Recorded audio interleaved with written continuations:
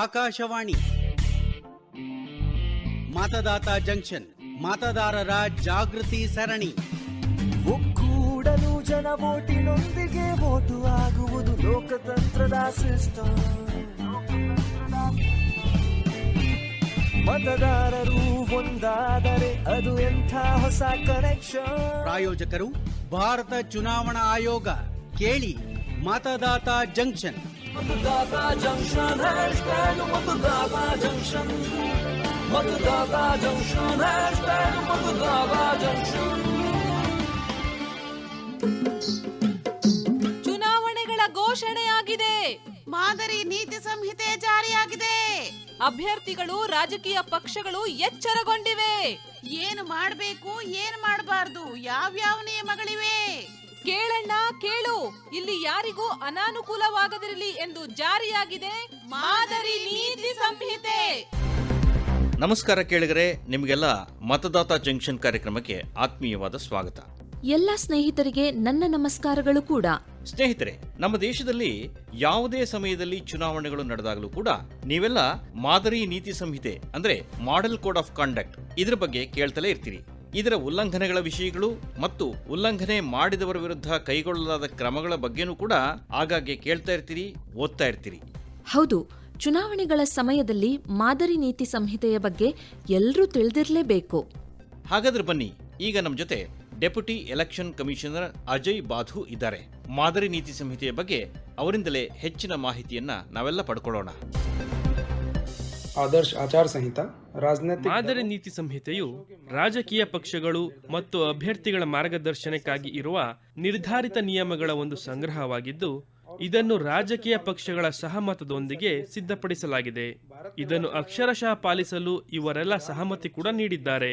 ಭಾರತ ಚುನಾವಣಾ ಆಯೋಗವು ಸಂವಿಧಾನದ 324ನೇ ವಿಧಿಯ ಪ್ರಕಾರ ಸಂಸತ್ತು ಮತ್ತು ರಾಜ್ಯ ವಿಧಾನಸಭೆಗಳಿಗೆ ನಿಷ್ಪಕ್ಷ ಮತ್ತು ಶಾಂತಿಯುತ ಚುನಾವಣೆಗಳನ್ನು ನಡೆಸಲು ರಾಜಕೀಯ ಪಕ್ಷಗಳು ಮತ್ತು ಅಭ್ಯರ್ಥಿಗಳಿಂದ ಮಾದರಿ ನೀತಿ ಸಂಹಿತೆಯ ಪಾಲನೆಯನ್ನು ಸುನಿಶ್ಚಿತಗೊಳಿಸುತ್ತದೆ.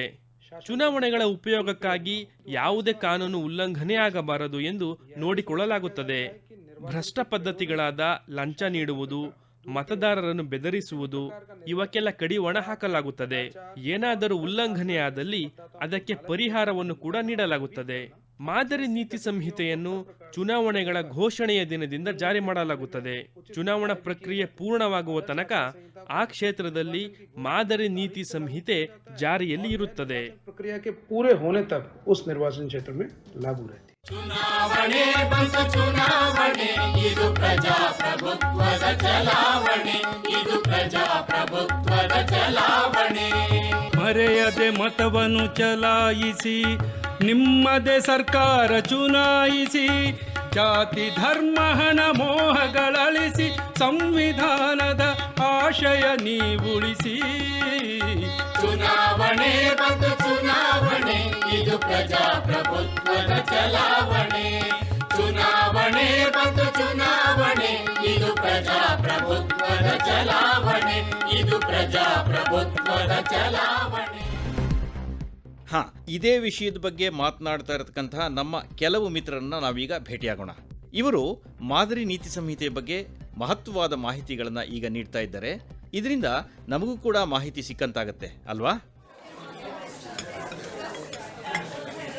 ನಮಸ್ತೆ ಮೇಷ್ಟ್ರೆ. ಓಹೋ ಮದನ್, ಏನಪ್ಪಾ ಚೆನ್ನಾಗಿದೀಯಾ? ಇನ್ನೇನ್ ಸಮಾಚಾರ? ಹೇಗ್ ನಡೀತಾ ಇದೆ ನಿನ್ನ ಟ್ರಾವೆಲ್ ಏಜೆನ್ಸಿ? ಗಾಡಿಗಳೆಲ್ಲ ಚೆನ್ನಾಗಿ ಓಡ್ತಾ ಇದೆಯೋ? ನಡೀತಿದೆ ಮೇಷ್ಟ್ರೆ. ಈಗ ಈ ಗಾಡಿಗಳೆಲ್ಲ ನಮ್ಮ ಮುಖಂಡ್ರ ಹತ್ರ ಹಾಕಿದೀವಿ ನೋಡ್ರಿ. ಚುನಾವಣೆಗಳು ಬರ್ತಾ ಇದಾವೆ, ಸಾಕಷ್ಟು ಓಡಾಟ ನಡೀತಾ ಇದೆ ಅನ್ಸುತ್ತೆ. ಅದಂತೂ ನಿಜ. ನೋಡಿ, ಚುನಾವಣೆಗಳಲ್ಲಿ ನಿಂತಿರೋ ಎಲ್ಲ ಅಭ್ಯರ್ಥಿಗಳು ಮತ್ತೆ ರಾಜಕೀಯ ಪಕ್ಷಗಳಿಗೆ ಚುನಾವಣೆಗಳ ಪ್ರಚಾರ ಪ್ರಸಾರದಲ್ಲಿ ಖರ್ಚು ವೆಚ್ಚದ ಇತಿಮಿತಿಯನ್ನ ನಮ್ಮ ಭಾರತದ ಚುನಾವಣಾ ಆಯೋಗ ನಿಗದಿಪಡಿಸಿದೆ. ಎಲ್ಲ ರಾಜಕೀಯ ಪಕ್ಷಗಳು ಮತ್ತೆ ಅಭ್ಯರ್ಥಿಗಳು ಚುನಾವಣೆಗೆ ತಗಲೋ ಖರ್ಚು ವೆಚ್ಚದ ಲೆಕ್ಕಾಚಾರವನ್ನ ಭಾರತ ಚುನಾವಣಾ ಆಯೋಗಕ್ಕೆ ನೀಡಬೇಕು. ಇದಕ್ಕೋಸ್ಕರ ಎಲ್ಲ ಮಾರ್ಗಸೂಚಿಗಳನ್ನು ನಿರ್ಧರಿಸಲಾಗಿದೆ. ಅರೆ ಮೇಷ್ಟ್ರೆ, ಚುನಾವಣೆಗಳ ಬಗ್ಗೆ ಭಾರಿ ಚರ್ಚೆ ನಡೀತಾ ಇರೋ ಕಾಣಿಸ್ತಾ ಇದೆ. ಇಷ್ಟೊಂದು ಜನ ಸೇರ್ಬಿಟ್ಟಿದ್ದೀರಾ? ಓಹೋ ಕರೀಂ, ಬಾಪ ನೀನು ಈ ಸಭೆಗೆ ಇರಲಿಲ್ಲ ನೋಡು. ಈಗ ಈ ಚರ್ಚೆನಲ್ಲಿ ನಿನ್ನ ಅಭಿಪ್ರಾಯನೂ ತಿಳಿಸ್ಬಿಡು. ನೀವೆಲ್ಲ ಮಾದರಿ ನೀತಿ ಸಂಹಿತೆ ಬಗ್ಗೆ ಮಾತಾಡ್ತಾ ಇದ್ದೀರಿ ಅಲ್ವಾ? ಇಲ್ಲಿ ಕೇಳಿ ಅಣ್ಣ, ಚುನಾವಣೆ ಘೋಷಣೆ ಆದ ತಕ್ಷಣ ಈ ನೀತಿ ಸಂಹಿತೆ ಜಾರಿ ಆಗ್ತದೆ. ರಾಜಕೀಯ ಪಕ್ಷಗಳು ಮತ್ತು ಅಭ್ಯರ್ಥಿಗಳಿಗೆ ಹೇಗೆ ನಡೆದುಕೊಳ್ಬೇಕೆಂದು ಮಾರ್ಗದರ್ಶನ ನೀಡಲಾಗ್ತದೆ. ಚುನಾವಣೆಗಳಲ್ಲಿ ಸ್ಪರ್ಧಿಸುತ್ತಿರುವ ಎಲ್ರಿಗೂ ಇದನ್ನು ಪಾಲಿಸುವುದು ಅವಶ್ಯಕವಾಗಿರ್ತದೆ. ಸರಿಯಾಗಿ ಹೇಳಿದೆ ನೋಡು ಕರೆ. ಇನ್ನೊಂದು ಮುಖ್ಯವಾದ ವಿಚಾರ ಏನು ಅಂತಂದ್ರೆ, ಯಾವುದೇ ಪಾರ್ಟಿ ಅಥವಾ ಅಭ್ಯರ್ಥಿ ಸಮಾಜದಲ್ಲಿ, ಸಮುದಾಯದಲ್ಲಿ ಜನರ ಮಧ್ಯೆ ಭಿನ್ನಾಭಿಪ್ರಾಯ ಅಥವಾ ದ್ವೇಷ ಉಂಟು ಮಾಡೋ ಯಾವುದೇ ಕೆಲಸನೂ ಮಾಡೋ ಹಾಗಿಲ್ಲ. ಗೊತ್ತಾಯ್ತಾ? ಓ ಹಂಗಂತೀರಾ? ಓ ಈ ರೀತಿ ಖಂಡಿತ ನಡಿಬಾರ್ದು ಅಂತೀರಾ? ಅಯ್ಯೋ ಹೌದು. ಮತ್ತೆ ನೋಡು ಮದನ್, ರಾಜಕೀಯ ಪಕ್ಷಗಳ ವಿಮರ್ಶೆ ಅವರ ಕೆಲಸ ಕಾರ್ಯಗಳ ಮೇಲೆ ಮತ್ತೆ ಅವರ ಕಾರ್ಯಕ್ರಮಗಳು, ಅವರ ರೀತಿ ನೀತಿಗಳ ಮೇಲೆ ನಿರ್ಧರಿಸಬೇಕು. ನಿಜ ಜೀವನದ ಬೇರೆಲ್ಲಾ ವಿಷಯಗಳಿಂದ ರಾಜಕೀಯ ಪಕ್ಷಗಳು ಮತ್ತೆ ಅಭ್ಯರ್ಥಿಗಳು ಯಾವಾಗಲೂ ದೂರ ಇರಬೇಕು. ಮತ್ತೆ ಮಾದರಿ ನೀತಿ ಸಂಹಿತೆ ಏನು ಹೇಳುತ್ತಂದ್ರೆ, ಈ ಜಾತಿ ಸಾಂಪ್ರದಾಯಿಕ ಭಾವನೆಗಳ ಮೂಲಕ ವೋಟ್ ನೀಡಿ ಅಂತ ಯಾರು ಮನವಿ ಮಾಡಬಾರ್ದು. ಮಸೀದಿಗಳು, ಚರ್ಚ್ಗಳು, ದೇವಸ್ಥಾನಗಳು ಅಥವಾ ಇನ್ಯಾವುದೇ ಪೂಜಾ ಸ್ಥಳಗಳನ್ನ ಚುನಾವಣಾ ಪ್ರಚಾರಕ್ಕಾಗಿ ವೇದಿಕೆಯಾಗಿ ಉಪಯೋಗಿಸಬಾರ್ದು. ಮತ್ತೆ ಭ್ರಷ್ಟ ಪದ್ಧತಿಗಳ ಸಾಲಿಗೆ ಸೇರಿರುವ ಎಲ್ಲ ಕೆಲಸಗಳಿಂದ ದೂರ ಉಳಿಬೇಕು. ಯಾಕೆಂದ್ರೆ ಚುನಾವಣಾ ಕಾನೂನಿನ ಪ್ರಕಾರ ಈ ಕೆಲಸಗಳು ಅಪರಾಧ ಅನ್ಸ್ಕೊಳ್ತವೆ. ಸರಿಯಾಗಿ ಹೇಳಿದೆ ಬಾಬು. ಈಗ ಉದಾಹರಣೆಗೆ ಮತದಾರರಿಗೆ ಲಂಚ ನೀಡೋದು, ಬೆದರಿಕೆ ಒಡ್ಡೋದು, ಮತದಾನ ಕೇಂದ್ರಗಳ 100 ಮೀಟರ್ ಅಂತರದಲ್ಲಿ ಪ್ರಚಾರ ನಡೆಸೋದು, ಮತ್ತೆ ಮತದಾರರನ್ನ ಮತದಾನ ಕೇಂದ್ರಗಳ ತನಕ ಕರ್ಕೊಂಡು ಹೋಗೋ ವ್ಯವಸ್ಥೆಯನ್ನು ಮಾಡೋದು, ಈ ರೀತಿಯ ಭ್ರಷ್ಟ ಆಚರಣೆಗಳು ಚುನಾವಣಾ ಕಾನೂನಿನ ಉಲ್ಲಂಘನೆ ಆಗುತ್ತೆ. ಈಗ ಮತದಾನಕ್ಕೆ 48 ಗಂಟೆಗಳ ಮುಂಚಿತವಾಗಿ ನಿಗದಿತ ಅವಧಿಯಲ್ಲಿ ಸಾರ್ವಜನಿಕ ಸಭೆಗಳನ್ನು ನಡೆಸೋದು ಮಾದರಿ ನೀತಿ ಸಂಹಿತೆ ಉಲ್ಲಂಘನೆ ಅಂತ ನಾವು ಪರಿಗಣಿಸಬಹುದು. ಪ್ರತಿಯೊಬ್ಬ ಜಾಗೃತ ನಾಗರಿಕ ಇಂತಹ ಘಟನೆಗಳು ನಡೆದರೆ ಸಿ ವಿಜಿಲ್ ಮೊಬೈಲ್ ಆಪ್ನಲ್ಲಿ ಇದರ ಆಡಿಯೋ ಅಥವಾ ವಿಡಿಯೋನ ಅಪ್ಲೋಡ್ ಮಾಡಿ ಭಾರತ ಚುನಾವಣಾ ಆಯೋಗಕ್ಕೆ ದೂರು ಸಹ ನೀಡಬಹುದು. ಚುನಾವಣಾ ಆಯೋಗದ ರೆಸ್ಪಾನ್ಸ್ ಟೀಮು 100 ನಿಮಿಷದ ಒಳಗಡೆ ಈ ಘಟನೆಗೆ ಸಂಬಂಧಿಸಿದ ಹಾಗೆ ಕ್ರಮಗಳನ್ನು ಕೈಗೊಂಡು ಮುಂದೆ ಈ ರೀತಿಯ ಘಟನೆಗಳು ನಡೆಯದೇ ಇರೋ ಹಾಗೆ ಜಾಗ್ರತೆ ವಹಿಸುತ್ತದೆ.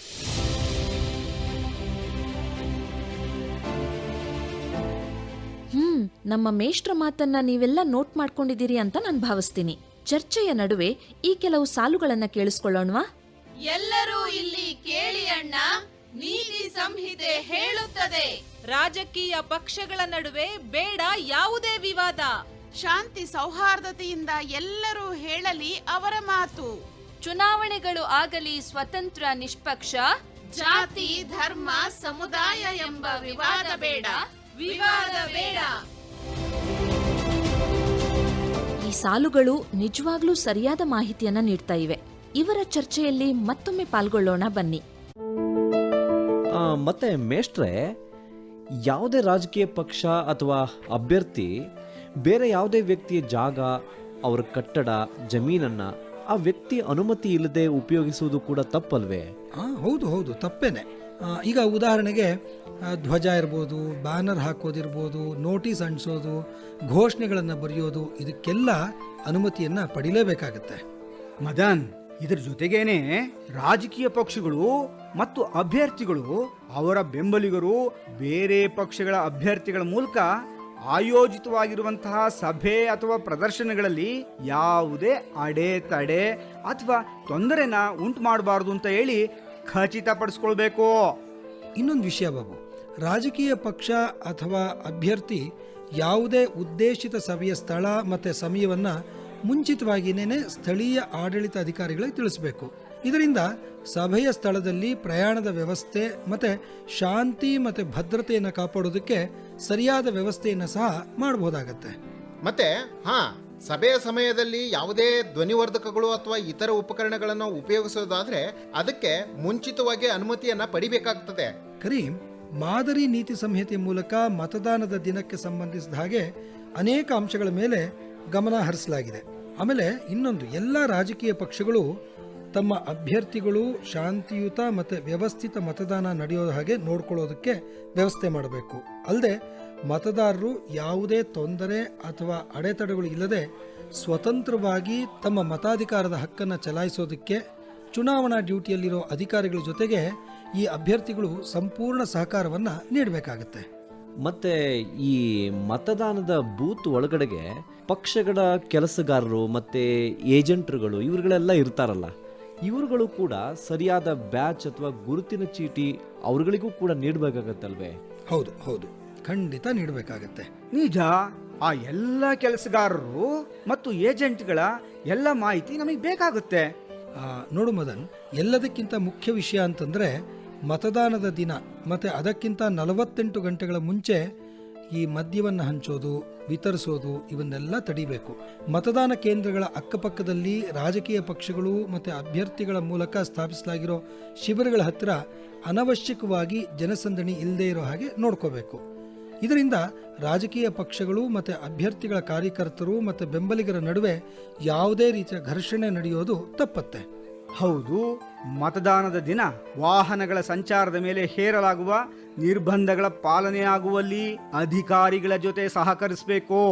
ಅವುಗಳ ಪರ್ಮಿಟ್ಗಳನ್ನು ಪಡೆದು ಅದನ್ನ ವಾಹನಗಳ ಮೇಲೆ ಪ್ರತ್ಯೇಕವಾಗಿ ಅಂಟಿಸಬೇಕು. ತಿಳಿತಾ? ಇನ್ನೇನಾದರೂ ಉಳಿದಿದೆಯಾ ಅಥವಾ ಇವತ್ತಿನ ಮಾತುಕತೆ ಇಲ್ಲಿಗೆ ನಾ ಭಾರತ, ನನ್ನಲ್ಲಿದೆ ಭಾರತ, ನಾನು ಶಕ್ತಿ, ನನ್ನಲ್ಲಡಗಿದೆ ಶಕ್ತಿ.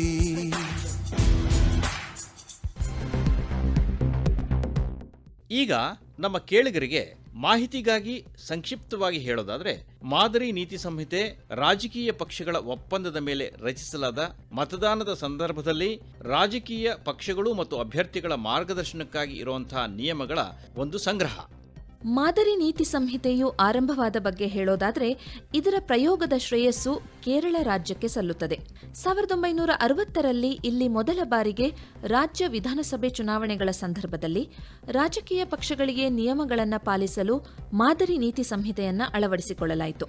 ಸಮಯ ಮತ್ತು ಪರಿಸ್ಥಿತಿಗಳಿಗೆ ಅನುಗುಣವಾಗಿ ಅಭ್ಯರ್ಥಿಗಳಿಗೆ ಹೊಸ ಹೊಸ ನಿಯಮಗಳನ್ನು ಜಾರಿಗೊಳಿಸಲಾಯಿತು. ಈಗ ಎಲ್ಲಾ ರಾಜಕೀಯ ಪಕ್ಷಗಳು ಈ ನಿಯಮಗಳನ್ನು ಪಾಲಿಸುತ್ತಾರೆ ಎಂಬ ಭರವಸೆ ಇದೆ.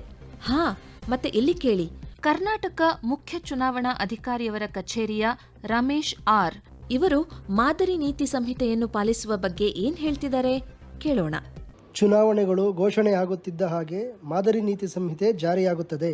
ಅದರ ನಂತರ ನಮ್ಮ SST ಟೀಮ್ ಮತ್ತು ಫ್ಲೈಯಿಂಗ್ ಸ್ಕ್ವಾಡ್ನ ಟೀಮ್ಗಳೆಲ್ಲ ಸಕ್ರಿಯವಾಗುತ್ತವೆ. ವಿಧಾನಸಭೆ ಚುನಾವಣೆ ವೇಳೆ ನಾವು ಅನೇಕ ಸಾಮಗ್ರಿಗಳು ಮತ್ತು ಹಣ ಎಲ್ಲವನ್ನೂ ಸೀಸ್ ಮಾಡಿಕೊಂಡಿದ್ದೆವು.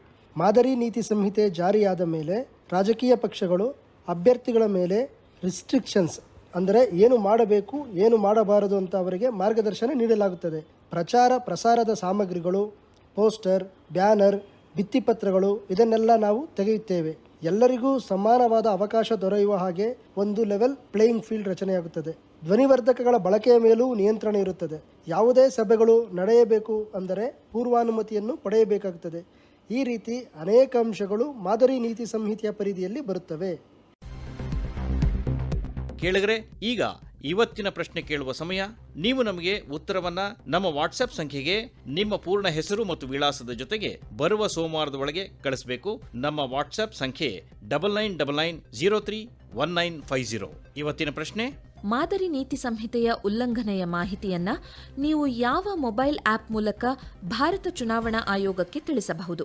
ಕಳೆದ ಸಂಚಿಕೆಯ ಸರಿಯಾದ ಉತ್ತರ ಭಾರತದ ಮೊದಲ ಮುಖ್ಯ ಚುನಾವಣಾ ಆಯುಕ್ತರಾದ ಸುಕುಮಾರ್ ಸೇನ್. ಕಳೆದ ಸಂಚಿಕೆಯ ವಿಜೇತರ ಹೆಸರು ಪಶ್ಚಿಮ ಬಂಗಾಳದ ಪಂಕಜ್ ಸಾಹಾ. ನಿಮಗೆ ಅಭಿನಂದನೆಗಳು. ಭಾರತ ಚುನಾವಣಾ ಆಯೋಗದ ಮೂಲಕ ವಿಜೇತರಿಗೆ ಪ್ರಮಾಣ ಪತ್ರ ಮತ್ತು ಬಹುಮಾನವನ್ನು ಅವರು ನೀಡಿರುವ ವಿಳಾಸಕ್ಕೆ ಕಳುಹಿಸಿಕೊಡಲಾಗುವುದು. ಹಾಗಾದ್ರೆ ಕೇಳಿದ್ರೆ, ನಿಮ್ಮೆಲ್ಲರಿಂದ ಈಗ ಬೀಳ್ಕೊಡುವ ಸಮಯ ಬಂದುಬಿಟ್ಟಿದೆ. ನಮಗೆ ಅನುಮತಿಯನ್ನ ಕೊಡ್ತಿರಲ್ವಾ? ನಮಸ್ಕಾರ. ಒಕ್ಕೂಡಲು ಜನ ವೋಟಿನೊಂದಿಗೆ ವೋಟು ಆಗುವುದು ಲೋಕತಂತ್ರದ ಸಿಸ್ಟಮ್. ಮತದಾತ ಜಂಕ್ಷನ್ ಮತದಾರರ ಜಾಗೃತಿ ಸರಣಿ ಕೇಳಿದಿರಿ.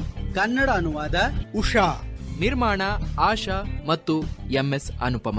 ಪ್ರಾಯೋಜಕರು ಭಾರತ ಚುನಾವಣಾ ಆಯೋಗ. ಈ ಕಾರ್ಯಕ್ರಮವನ್ನು ಬೆಂಗಳೂರು ಆಕಾಶವಾಣಿ ಕೇಂದ್ರದಲ್ಲಿ ಸಿದ್ಧಪಡಿಸಲಾಗಿತ್ತು. ಒಕ್ಕೂಡಲು ಜನ ವೋಟಿನೊಂದಿಗೆ ವೋಟು ಆಗುವುದು ಲೋಕತಂತ್ರದ ಸಿಸ್ಟಮ್. ಮತದಾರರು ಒಂದಾದರೆ ಅದು ಎಂಥ ಹೊಸ ಕನೆಕ್ಷನ್. ಮತದಾತ ಜಂಕ್ಷನ್ ಹ್ಯಾಶ್ಟ್ಯಾಗ್ ಮತದಾತ ಜಂಕ್ಷನ್. ಮತದಾತ ಜಂಕ್ಷನ್ ಹ್ಯಾಶ್ಟ್ಯಾಗ್ ಮತದಾತ ಜಂಕ್ಷನ್.